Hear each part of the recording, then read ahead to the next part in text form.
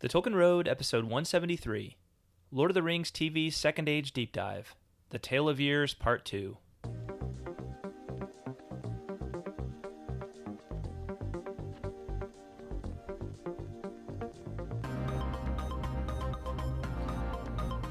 Hello everyone, welcome to The Tolkien Road, Episode 173. John here, joined by Greta, as always. As always, I'm here. You're here. I'm here. I is here in That's the right. house. And I made sure to play the theme song as part of our recording process this week, instead of going back and adding it in, because Greta told me it gets her in the right frame of mind. It does. The right mood. I can understand, because it's very it sounds like something you would hear in Middle Earth. It really does. So yeah, it takes me back to my days at the Rivendell Disco. right. Yeah. Totally. All right. Well, here we are, and we are on our second discussion of the Tale of Years concerning the Second Age. So this is the second part of the discussion we began in the last episode, episode 172. And our goal here is, over the next several weeks, I don't really know how long this is going to be in terms of where we're going to kind of cut off this series on the Second Age, but we really want to immerse ourselves in the Second Age since we know the Lord of the Rings TV show is going to be about the Second Age. Right. Yep. The goal here is to really get ourselves knowledgeable and get you all knowledgeable of the Second Age and the major characters, the possibilities for that show, and then hopefully we will all write angry letters when they mess up one little thing in the show and give them a hard time on Twitter. So I see why we're doing this. We're here for you, Latron Prime. We're here for you.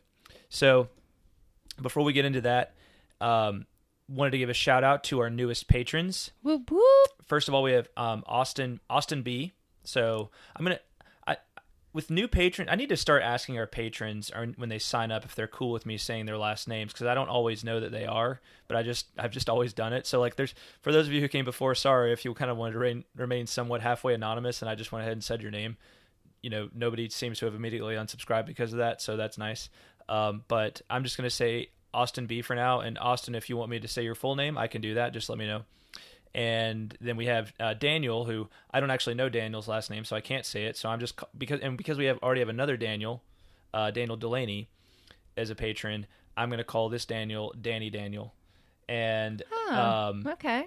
And I could also call him Danny Daniel from Tennessee, right? Oh yeah, he's the one that wrote that he lives near the Smokies. That's right. Yeah. Nice. So okay. Which is he's one of our Tennessee neighbors. So that's awesome. Yeah. So thank you to both Danny Daniel of Tennessee and you guys. And Austin B for being our newest patrons. We really appreciate that. If Very you much. would like to become a patron, you can head on over to patreon.com/TolkienRoad, and you can pledge $1 or more per episode. You can set a monthly limit, so if you don't want to go over $1 for the whole month, you can do that, right? So it's totally up to you what you want to pledge. But if you do pledge, right, even $1, right, then you're going to get a whole bunch of cool stuff, right? I haven't told you all about this in a long time, but, well, first of all, you already know probably that you get the newest episodes early. So, literally as soon as we're done recording this episode, and we're recording on the Wednesday before the Monday when it will be released. So this is, 5 days before I'm going to release this episode on our normal podcast feed. But as a patron, you get early access to this and all future episodes. As soon as we're done recording, I post it to Patreon. So that's a pretty cool little benefit there. It is. Right? That's almost a week early. In this case, it's almost sometimes it's been longer than a week early, actually. Sometimes it's, we're a little later in the week, and it can be 24 or 48 hours, but no matter what, you get it early. Yeah. Right. That's what matters. The earlier the better. So you get those newest episodes early, because we've got, and you actually can, it's really easy to get yourself a Patreon feed for our show once you're a patron, and you can actually add that to your podcatcher, whatever you use, whether you use the iTunes or the Apple Podcast app or some other app. You just grab our feed and then add it into your podcast catcher, and it automatically updates in the future. So that's cool too. And then, but what you might not realize is that there's over 40 bonus episodes that are available on there that you can't get elsewhere, that we did once upon a time. And these are really cool, just little, shorter episodes that, you can go back and listen to. And I might actually, now that I think of it, I might actually go and snatch the audio from those, because not everybody wants to watch the video. I don't understand why everybody wouldn't want to watch us. Right? Us talking to them. Don't you just want to sit there with your hands on your chin and just smile at us through the computer screen? Honestly, I'd probably prefer people just listen to me too. Well, that's what you prefer. I feel weird on video. I know. We're not really. We're not video people. We're not. We don't like being in front of the camera. That's why we do podcasting. I think there's some podcast people. There's some people who are video people. But so wait, these are episodes or they're videos? They were videos. They were video episodes. Oh, okay. So they were okay. they ran anywhere from about 5 to somewhere like 20 minutes. Okay. And they were when we kind of did our first run at Patreon several years ago. These were part of the bonus scheme, and so we did a bunch of these things, and then we kind of took a break from Patreon and restructured how we do things over there. But they still exist over there, and our patrons can access them. So that's all there. And then I'm trying to get back on track of providing something at least once a month new, like a freebie to our patrons, just to say thank you. And so I just released something yesterday that's really, really cool. It's a free copy of my article, All Tales May Come True, concerning Tolkien's creative mysticism. This is a 12-page longer article that kind of goes into some of my thoughts. And, some of these things are topics that I maybe want to explore, and if I do write another book eventually on Tolkien stuff. So go over there and check that out, and I'm hoping to do an audio version of that as well here pretty soon. So you get bonus stuff when you're a patron. Bonus is good. Just wanted to remind you guys of that. So please do subscribe, and it's a great. That's maybe the primary way to support us and what we're doing, and help us continue to do even more of what we already do. So yep, couldn't have said it better myself, Johnny. That's right. I hear from people from time to time, they're like, oh darn, I'm caught up, and it's like, they've been binge listening for the last month or so, and they're like, oh man, I'm caught up now, what do I do? And it's like, well, we can't, we just don't have the bandwidth to do more than one episode a week right now. And some weeks that even feels like we're pushing it, but I'd love to be able to get to a point where we're doing it even more often. Me too. Who knows? Yeah. Who knows? And if we, the more we get, the more we're able to make through Patreon, the more feasible that idea becomes. So, if you want more, that's the step you can take to maybe make that happen. And also, if you have binge listened and you're caught up, if you join Patreon, you get all the 40 bonus episodes. Yeah. So that might be a little something to tide you over. That's right. Till a new episode comes your way. Just a thought. Absolutely. So if you can't afford to support us right now via Patreon, then always what you can do is go over to iTunes or whatever app you use and leave us the best rating you can. That 5-star rating on iTunes, that means a lot. Helps us get the word out about the Tolkien Road. And you can say something really nice about us over there as well. And that lets everybody else know that we are legit. Yep. All right. The last thing I want to do before we dive into this week's topic is I want to play for you the first couple of notes that we got via SpeakPipe, our new SpeakPipe. Yay! So this is where you can go over to tolkienroad.com, and there's a little send a voicemail widget in the bottom of the screen, and it's super easy. You can listen to yourself, before you play it, before you send it, to make sure that you're happy with how you sound and everything. And it's super easy to use. So we're going to play the first 2 messages. We got a couple of messages for the first time this week, which we're really excited about. Very excited. And yes. For the foreseeable future, as we get these things, you're going to be heard on the episode. So if you want to be heard, this is the way to do it. This is it, peeps. All right. So our very first one is from Katarina. So we're going to play this, and we'll respond to it after that. Hi guys, my name is Catarina. I'm 17 years old. I'm from Brazil. Belo Horizonte is the city. And I'm really glad to listen to this podcast, the last that you guys sent. And I never listened to a podcast before. That's my first time, and I'm loving it. And I'm a big fan of Tolkien and his books and his life and everything. And I'm loving the podcast. Please keep going. Please continue to recording. Please, I'm loving it. Thank you so much. Awesome. Ooh, thank you. Thank you, Katarina. Yeah, that was what an outstanding first note to get. Yeah. That was pretty great. That was awesome. It's so cool. I know we say this all the time, but I love getting correspondence from people in other parts of the world. I love getting correspondence from people in the U.S. as well, obviously, but it's super extra cool when we hear from people in other parts of the world, because we're not like world traveling kind of people, right? We would be if we could be, but we're not world traveling kind of people. And so it's even like third level of cool when it's somebody who their native language is not English, right? Yeah. And so I know in Brazil the native language, I think it's Portuguese, right? That sounds right. I think that's right. So, so it's just always so cool to hear from correspondents in other parts of the world, and I'm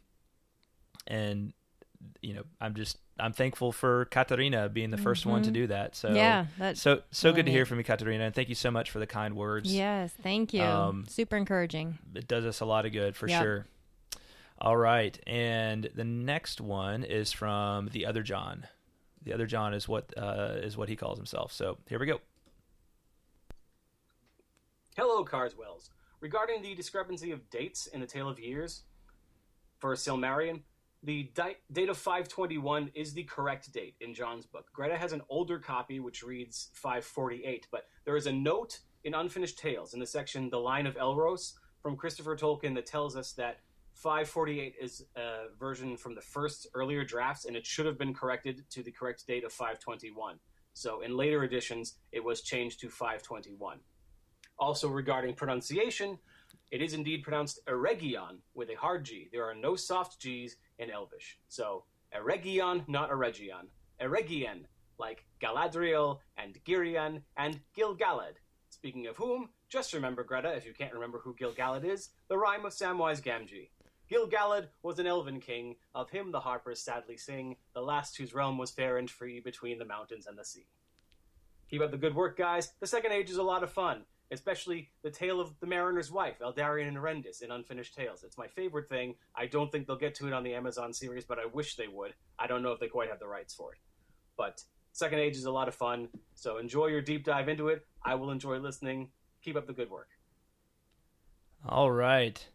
Well, thank you, John. Yeah, thank you. Thanks. So I really love this note, because one thing I'd really love to do is make it easier for people just to provide a quick feedback on, like, if we get a pronunciation wrong or something like that, which we, as you know, like, that's not necessarily our forte. But I feel like I knew that before about the hard G, and I always get tripped up by it. If I'm not sure how to say a word, I get tripped up by that very often. So Eregion, right? Eregion. Yes. And I'm committing that rhyme to memory as we speak, John. So thank you for the tip. That's right. So then thanks for the clarification on the note of the right year. So it is 521 for Silmarillion, not 548. Right. But I think that makes my copy extra special. Well, there you go. It's like having the baseball card with the error on it that they have to recall. Exactly what I was thinking about. I'm sure this thing is probably worth millions, if not billions. I'm sure it is. So this copy that just you like hold that right here. Billy Ripken baseball card. That's right. Yeah, same kind of thing. We would tell you what the Billy Ripken baseball card's all about, except this is a clean rated podcast, so we can't. We can't. Thanks for the great. Seriously, thanks for the great note, John. Yeah, that was super duper helpful. And thank you again for mentioning the story of I don't have it. The Mariner's Wife. The Mariner's Wife, which is I definitely I have never read that story, but I've heard from so many different sources that is one of the best stories of the Second Age. And there's kind of this longing amongst the hardcore Tolkien fans that would somehow be incorporated into the show. John doesn't seem to think it will be, but I guess we can always hope. But I think we will. If we don't do it as part of this deep dive right now, we will definitely look at that story sooner rather than later, because I've just heard so many good things about it. That's an unfinished tale. It's an unfinished tales. Okay.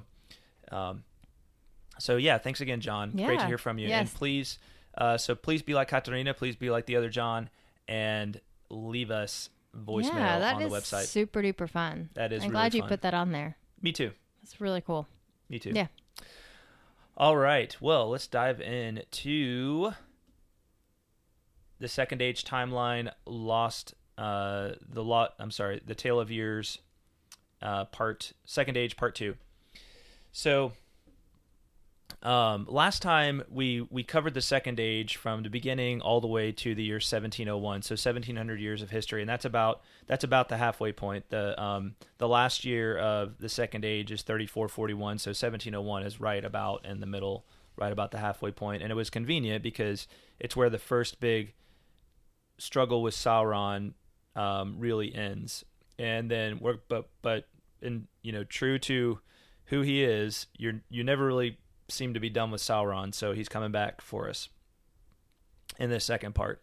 But some of the major events that we went over last time, just to refresh you, in the kind of towards the beginning of the Second Age, Númenor was established as a gift to the Dunedain, and the Dunedain being those men who aided the Valar and the Eldar of Beleriand in their struggle against Morgoth. So they were rewarded with this island kingdom of Númenor, which was close to Valinor, right? It wasn't in Valinor, it wasn't in the Blessed Realm, but it was basically as close as men could get. Right. Yeah. And as part of that, they were rewarded with a longer lifespan, which is something that men had always been kind of like, and we'll see that, we will see this as a theme in the Second Age, but men are like, well, why is it that the Eldar get to live forever and we don't?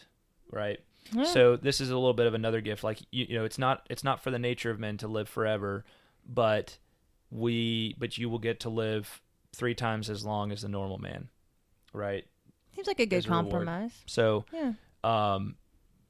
That's where we are with Númenor, and that's part of what it is. The Kings of Numenor descend from the line of Elros, who was one of the 2 sons of Arnór, right? Mm-hmm. And so he was half elven, like his brother Elrond, but whereas Elrond chose to kind of be immortal, to be like to become an elf, Elros chose to be a man, right, and to be mortal, right? Yep. And so he becomes, and his descendants become the kings of Númenor. Then in 500, Sauron starts making a comeback, right? He had kind of been quiet, gone into hiding after the fall of Morgoth, and he returns in 500 and establishes Mordor about 500 years after that, in the year 1000 of the Second Age. And then Sauron eventually enlists the elves of Eregion to help him create these rings of power, and then he creates his own ring in secret so that he can rule those rings of power and establish his own power over the peoples of Middle-earth, right, in that way. Yeah. And so that's around the year 1590, 1600.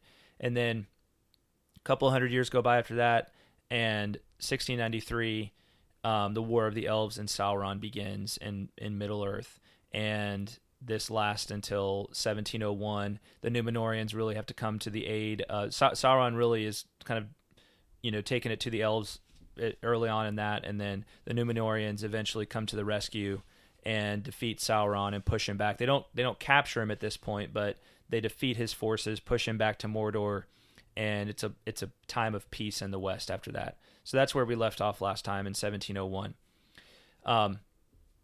The year so peace, time of peace in the West, and during that time, Númenor begins to establish dominions on the coasts. So Númenor, remember, they were this island. Even for a long time, when they first established the island of Númenor, going way back to the beginning of the Second Age, there had not been they basically just kind of stayed on Numenor, and then finally they eventually start to go back to Middle Earth and visit, establish trade, and these kinds of things with the peoples of the coastlands of Middle Earth. Right. And then in this time, they begin to establish their own dominions. Maybe we could even call these like colonies or something like that on the coasts, right? Off the island. Right. So it's not just that they're doing trade. It's not that they show up in their ships to do trade and then leave. They actually establish their own little towns. And not on Numenor. Not on Numenor. That's right. Yes. Also, around 1800, Sauron pushes eastward. So instead of going westward, he's like, okay, I'm gonna try to establish myself eastward over here, and we don't know much about what's over there if there's anything. So maybe it was kind of an area that he knew would be a little bit more ripe for the taking for him. Since he had just been beaten a couple hundred years before, he was like, well, maybe I need to expand my power over here, and that'll give me a good base, because he's not down for the count, right? Right. Sauron never seems to be down for the count. So you said we don't know a whole lot about what is east, but what is? I mean, is that away from Numenor or is that toward Numenor? That's away, right? It's away. So if you think about it, like when we talk about the west, that's where Valinor is. Well, no, we're talking about the west of Middle Earth, right? We're not talking about. We're talking about like when we talk about the west, we're talking about the lands of that. Really, that the Lord of the Rings takes place in, right? Okay. We're talking about Ar-Adûndakhôr. We're talking about what eventually will be known as Rohan, what eventually be known as Gondor. We're talking about these areas that are there's no crossing of oceans required for Sauron because he's here in Mordor, right? So if you use the map in the back of the Lord of the Rings, I see. East of that is not on the map, right? You don't really see much of what's east of that. Okay. Well, I was just confused because in this timeline with 1800, it says Sauron extends his power eastward, and then it says the shadow falls on Numenor.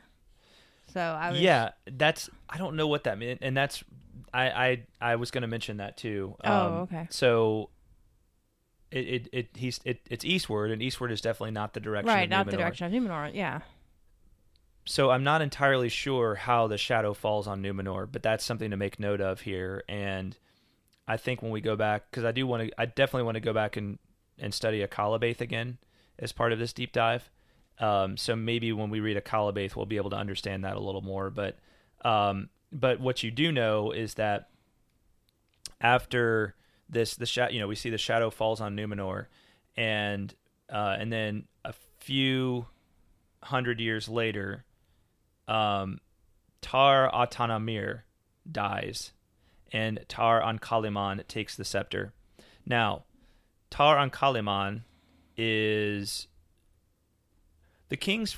Not that the kings have always been perfect in Numenor, but up until now, the kings have generally been like friendly with the Elves and with the Valar. Now with Tar-Ankaliman, that really starts to go wrong, right? So I'm going to look up Tar-Atanamir, and we'll have links to some of these characters in the show notes if you want to use those. But even with looking at Tar-Atanamir, who dies in 2251, it says he was one of the most powerful kings and one of the most famous, but also one of its most proud and greedy.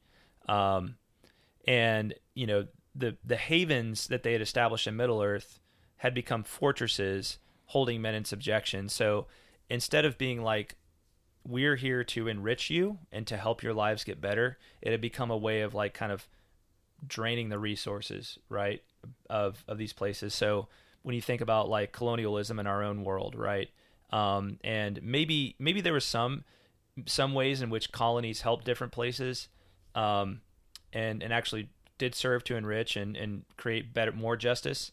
Definitely, eventually, the story always goes that they actually tend to hurt the places, right? So without getting into this whole thing on like colonialism and all that kind of stuff, we see that beginning to happen with these colonies that are established on after the downfall of Sauron. So you look confused. I think I have uncovered another error in my copy. What's that? Well, in my copy for 2251, it says Tar-Atanamir takes the scepter. Rebellion and division of the Númenóreans begins. It doesn't say that he dies. Well, and there's no mention of what year? 2251, and there's no mention of the other Tar that takes over after him. Well, if I'm looking at Tolkien, I'm willing to guess that it's probably yours that's wrong, since you had the other error in there. And I'm using the Kindle version, so this is the kind of thing where they can update it if they find errors in the text, right? Yeah. And I think they do. They do tend to do that pretty often. Interesting. All right, so that's why I was confused. And I think your books are pretty old. Like, they're pretty old. Yeah, we've had them a while. These copies are pretty old. Yeah. So yeah, but what's interesting is even as I'm looking at Tolkien Gateway, where I'm getting some of this information on Tar-Atanamir, they actually have a different date for the death of Tar-Atanamir than what's in here. It's 2221. They say 2221, whereas it's 2251 in here. That 6 one up does the other, so I don't know which one's the right. I assume that the text is the right year that I'm looking at.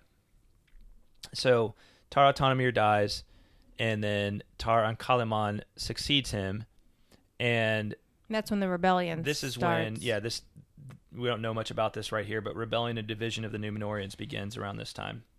So, and then also about this time, the Nazgul or ring wraiths, slaves of the Nine Rings, first appear. Now, so we get the ring wraiths, and we know about the ring wraiths. I'm not going to go too much into that. Maybe we'll get to talk about that more on another episode, about like specifically where they came from, because they're a pretty interesting bunch and being a big part of Lord of the Rings. With the rebellion and division of the Númenóreans, I think that really what they're breaking into, and you'll remember that even in the, like, with the birth of Silmarillion and way earlier, in, like, a few thousand years before now in Númenor, that the line that had come from her, right? She was supposed to be the heiress to the throne, right? But they wouldn't allow that at that time, right? And so her descendants eventually became these lords. I think it was of the Unduniae, I think was what it was. And so her descendants kind of form the core of what will be the faithful, right? So you kind of start to get these two parties at this time, those who want to rebel.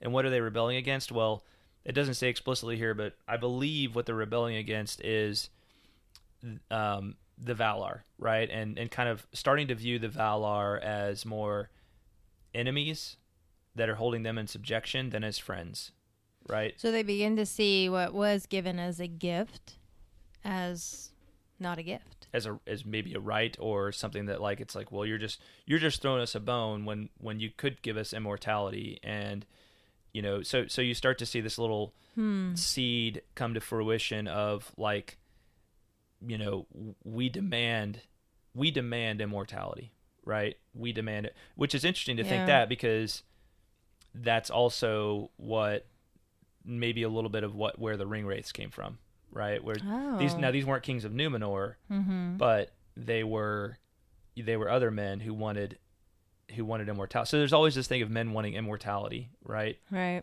And so I think that's a lot of what's bound up in that rebellion. But at the same time as there's this rebellion against the Valar, there is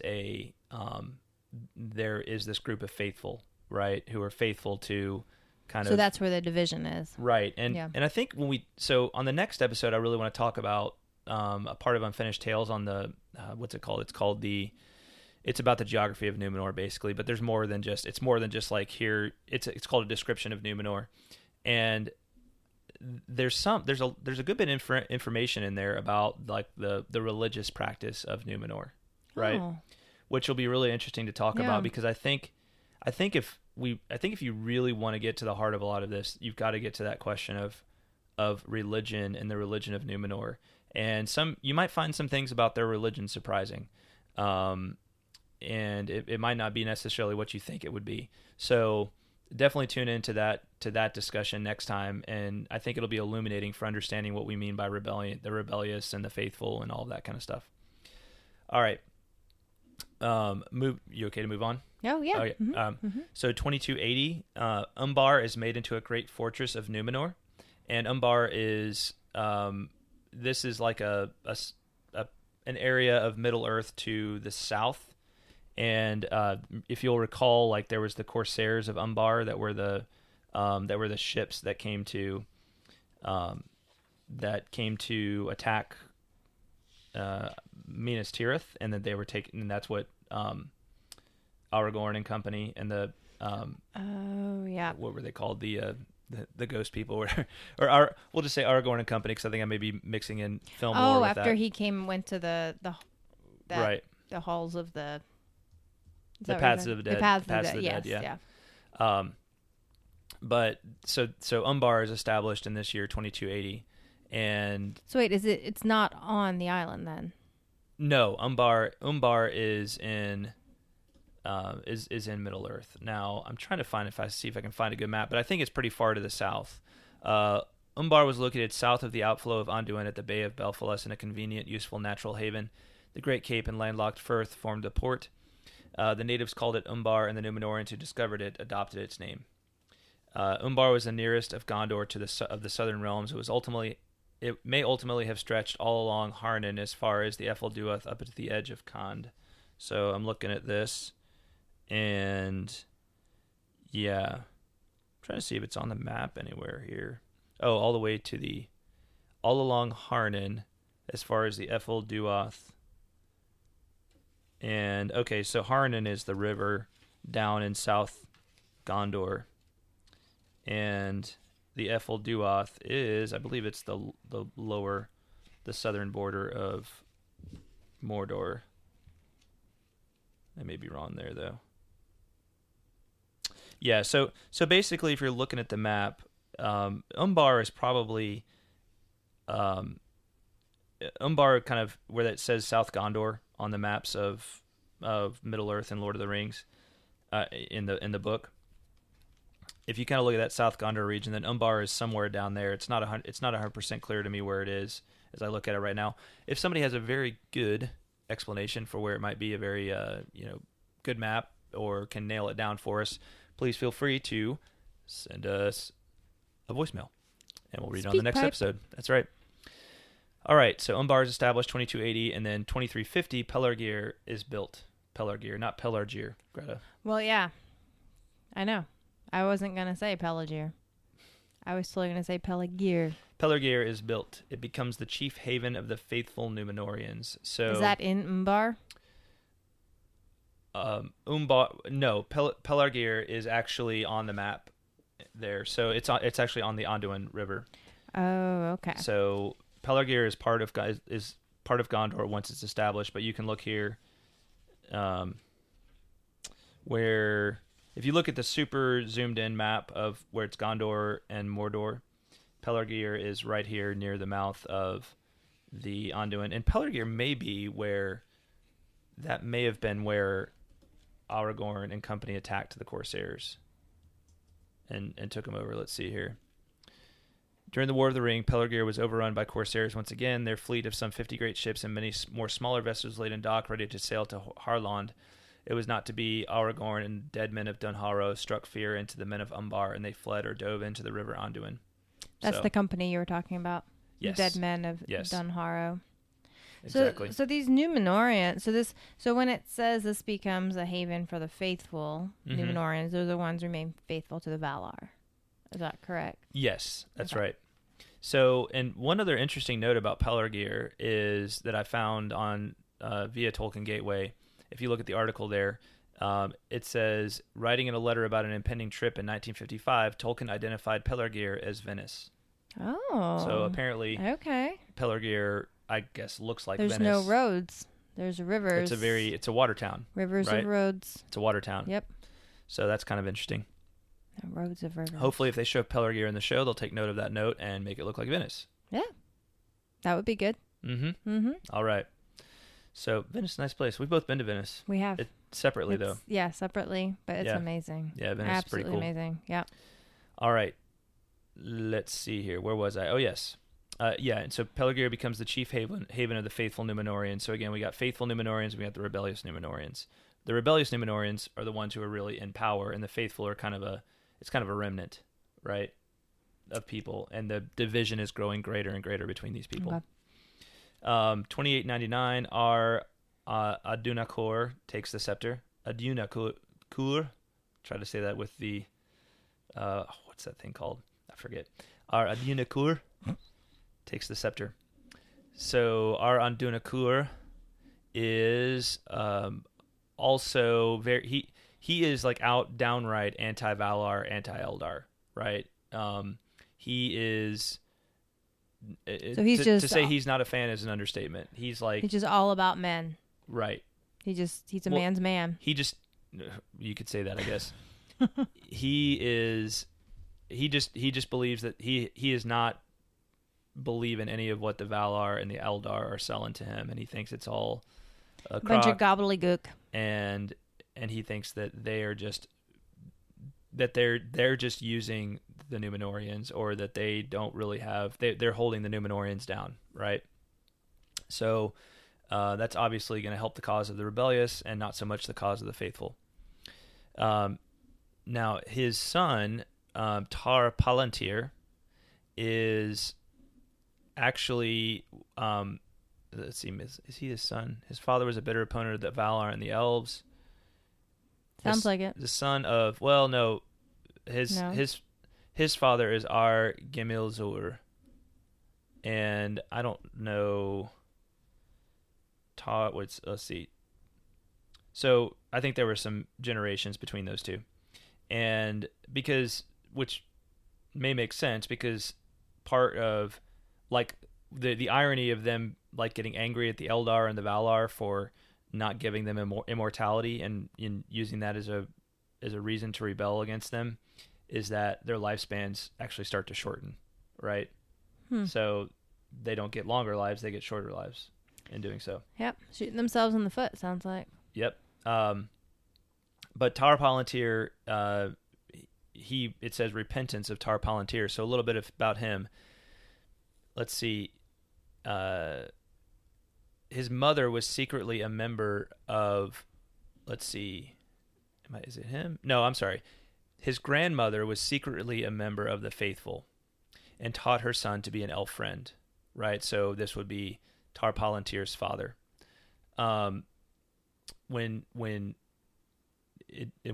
Enziladun took up the scepter of Númenor, was a time of great darkness in Númenor. Ever since the time of Tar-Atanamir, every king had spoken against the Valar and questioned the ban they had put upon the Númenóreans against sailing into the west. But this time the Númenóreans' riches and power grew, but also did their fear for death, and their joy in years lessened. Enziladun sought to repent of these actions of his predecessors and took a Quenya name in the tradition of his ancestors, Tar Palantir. So some of the things that the previous kings had done was they were taking names in the Adunic language as opposed to to Quenya, which is the High Elvish language, right?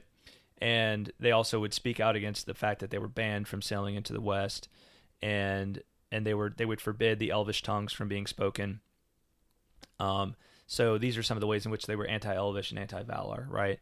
And so Tar Palantir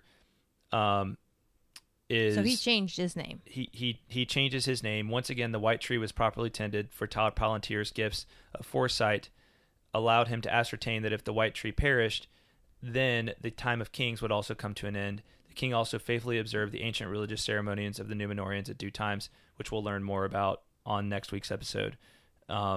So he kind of tries to, it's this period of trying to restore what Númenor was all about in the first place. Right.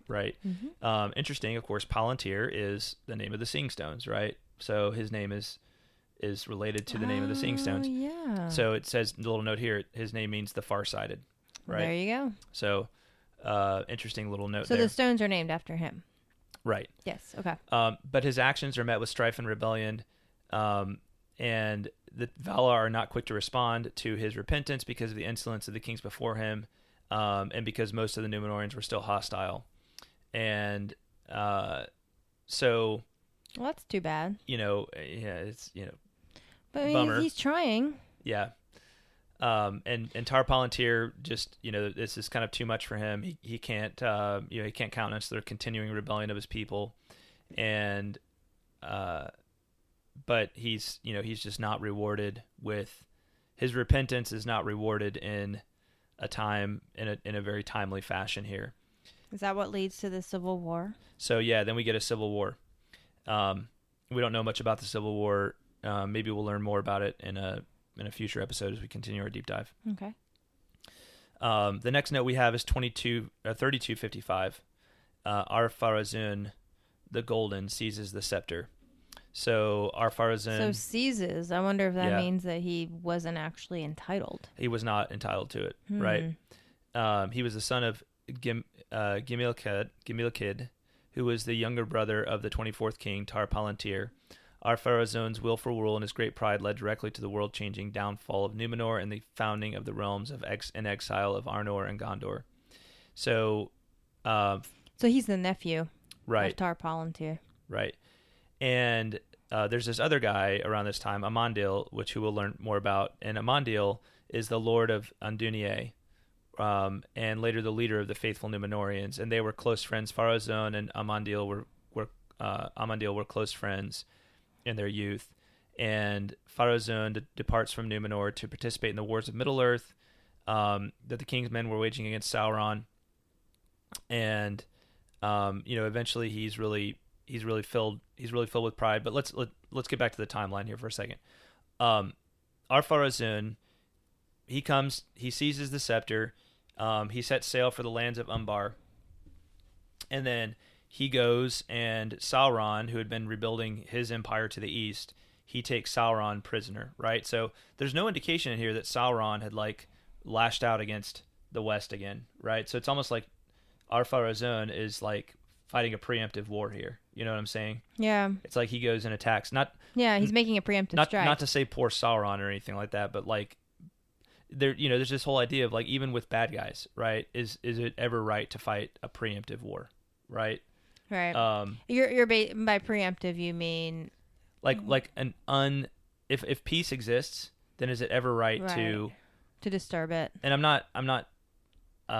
asking that question, right? I don't know if that's part of the theme here. If we'll find that's part of the theme here, but maybe that is a good question. But if peace does exist, then you may have beat. I'm not saying there's not a time to maybe stand up or show a strong hand, but is it ever right to engage upon a war when war has not already been taken up against you? Well, someone's got to start the war, so why not be the one with the upper hand? Well, but Just saying. So how about nobody starts a war? Well, how can there not be a war when Sauron is still alive and well in Middle-earth? It's inevitable. Don't you think? I guess there's a chance that Sauron could have converted and repented and all the things, but I was kind of laughing at that at first, and then I was like, well, it's an interesting question for somebody like Tolkien because he lived through the time of the Nazis, right? And I'm sure there was a question in a lot of people's minds. If someone had just gone and gotten Hitler before he had gotten all powerful, I mean, things would look a lot different. If they had just been like, we're not having any of this, Adolf, and they had gone and just overthrown him in Germany, would that have saved the world a lot of trouble? It's a great question. It would have, definitely, but would those actions have been justified? Well, and what else could that have led to? Right. As well. Exactly. Right.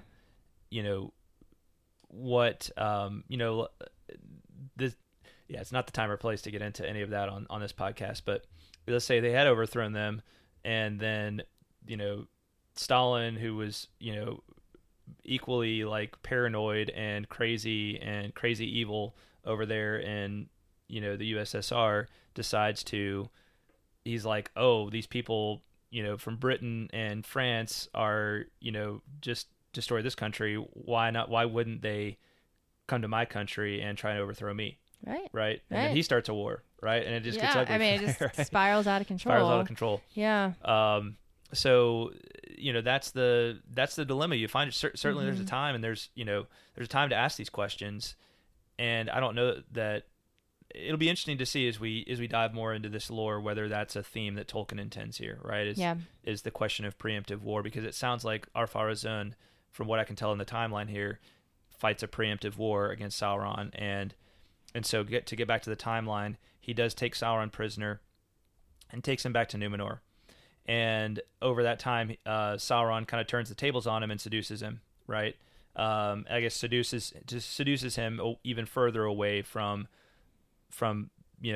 the Valar and in friendship with the Eldar, right? As if he wasn't already far enough. So, we'll get more of what that entailed in Akalabaith when we go back and read Akalabaith.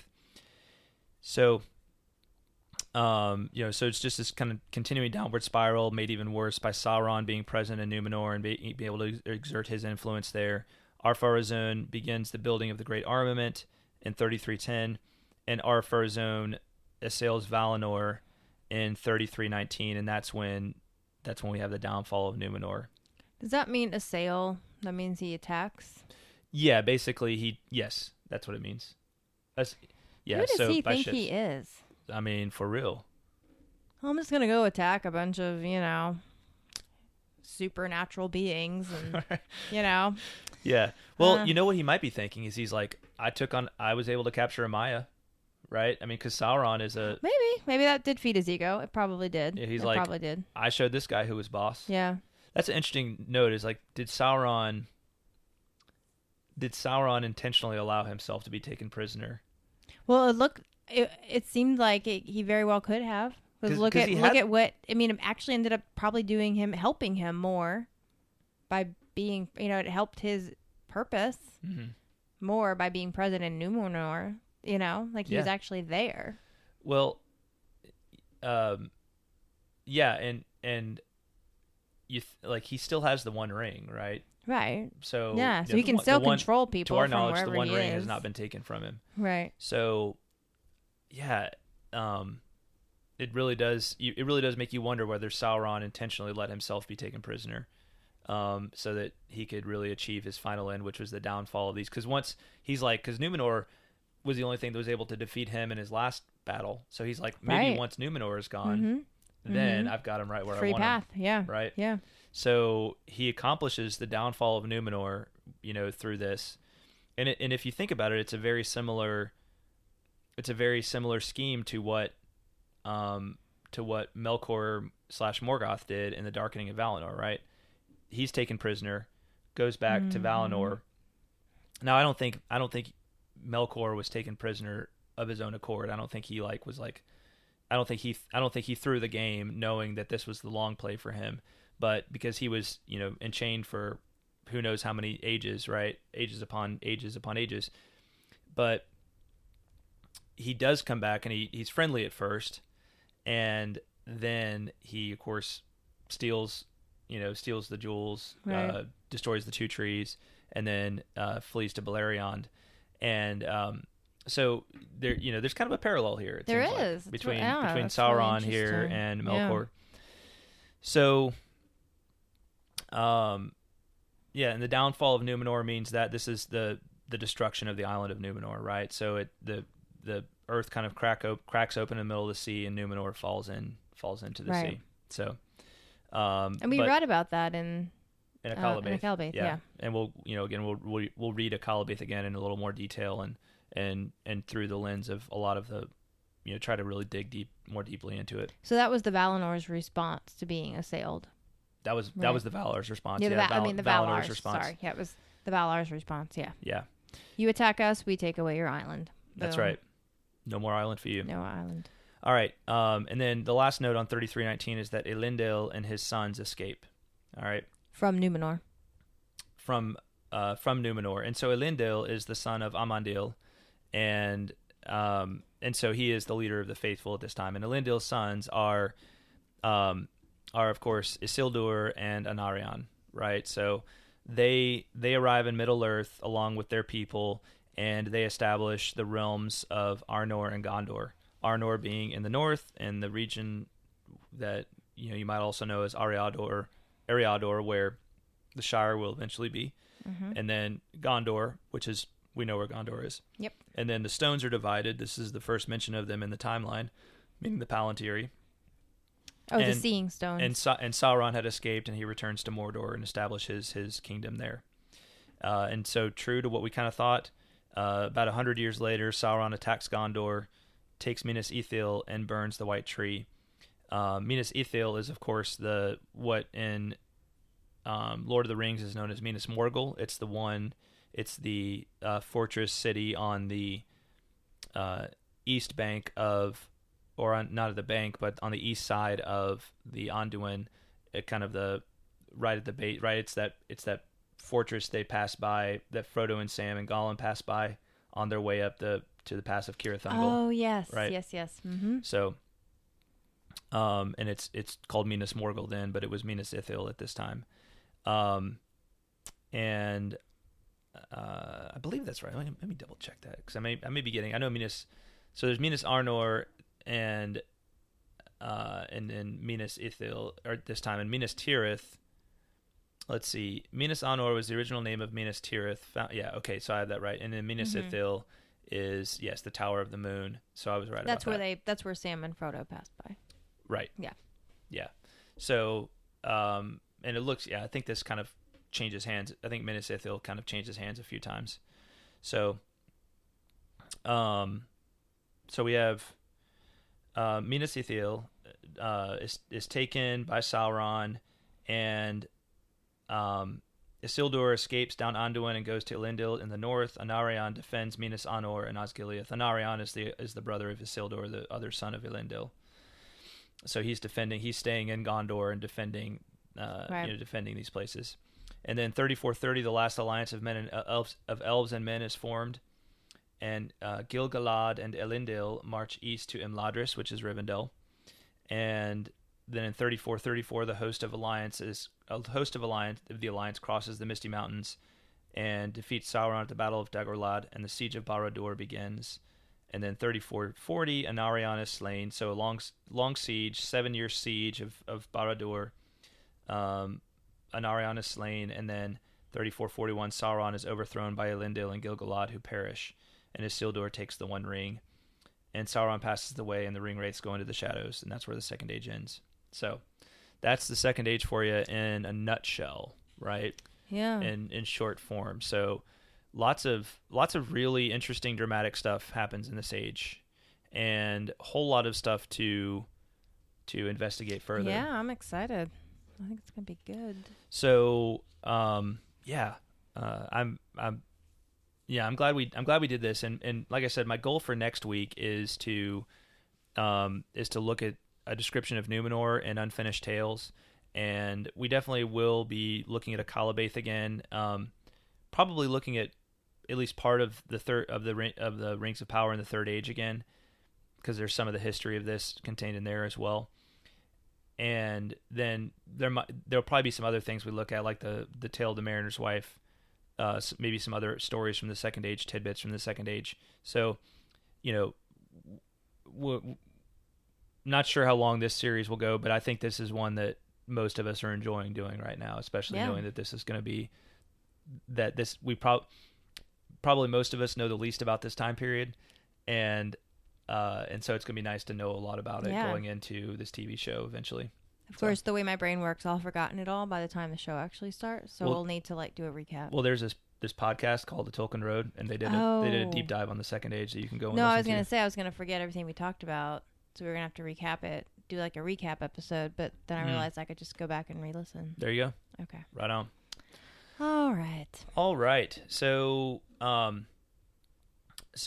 I think as far as correspondence goes, I know we've got some catching up to do there, and as I mentioned, I think my plan really is to do a mailbag episode on a regular basis. I want to do that. So, and the reason I want to do this, y'all, I want to apologize to those who have already written and maybe are waiting to hear their questions answered and their correspondence read on the air, but I really think it'll allow me to, and Greta, to respond more deeply to the things that you all say. So especially if there are questions or, just points you want to make, I think, and it'll allow us to not try to prepare for two things or more at once, but just prepare, the episodes like this that we do, and then we do a mailbag episode where we can prepare in a little more detailed responses to what you all have to allow there. Yeah, so we really appreciate everybody who sent us correspondence that hasn't been read yet. We will definitely get to it here soon. I'm thinking I definitely want to do a mailbag episode sometime in September. Okay. So, cool. But if you send correspondence to tolkienroadpodcast@gmail.com, we will definitely read it on the air. We've got other places that you can comment to, website, Facebook, Twitter, and I can't always guarantee that stuff is going to make it on, but with you sending it to the Gmail, it's much more likely to make it on. It's hard to kind of keep everything organized, and that's my central repository for organizing this stuff. So if you got something you're dying to get heard on the air, you can get it heard really soon by going and using SpeakPipe. That's right. You get to jump the line. That's right. You get to jump the line. So so use that option. Maybe type your note to us and then go and read it on voicemail. So if you want to. So you can also sing notes. You can. Serenade us. Yes. Yeah. I'm just dying to hear what somebody might do there. Yeah, that just popped into my brain. I thought that would be really cool if someone sang something on SpeakPipe. Mm-hmm. Yeah. Cool thought. Yeah, thanks. My mind's just kind of blown now with what might happen there. So, all right. Well, thanks for listening, everybody. And thanks especially to our patrons. You all rock. Al Taylor. Andrew Herbert. Andrew Thomas. Azia Viner. Austin B. Bethany Engler. Brendan Corkery. Brian Orr. Caitlin Howell. Kat Lane. Chris Loftus. Chuck Farnung. Connor Fogarty. Daniel Delaney. Danny Daniel of Tennessee. David Bates. David Bigwood. Emilio Perea. Hunter Johns. Ish of the Hammer. James Applegate. James Lindberg. Joe Towns. John Rice. Margaret Lyon. Matt Scarrance. Robert Franks. Sarah Murphy. Shannon Stockbridge. Teresa Colangelo. Ty Miller. Tyler Shelley. Dr. William Hutton. And Zeke Farmer. All right. Thanks again, y'all. Yes, thank you guys. And we will talk at you next time. Indeed we will. Bye. Bye, y'all.